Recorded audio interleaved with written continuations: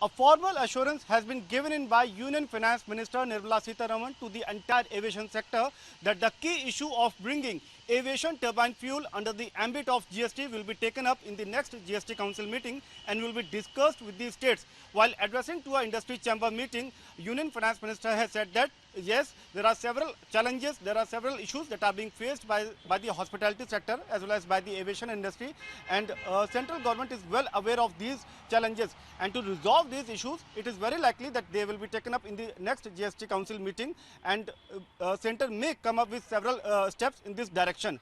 Now, why ATF under GST? This important issue. We all know that the aviation turbine fuel constitute almost 40 to 45% of the operational cost to any airline, and that is the reason that at a time when there are two types of tax, one that central government levies, whereas the state government in the form of VAT, they levy on the aviation turbine fuel. So that is the reason that government is pushing to uniform the taxation system to introduce only one tax, and that is the GST tax. So government is trying to discuss it with the states and to get the issue resolved as soon as possible.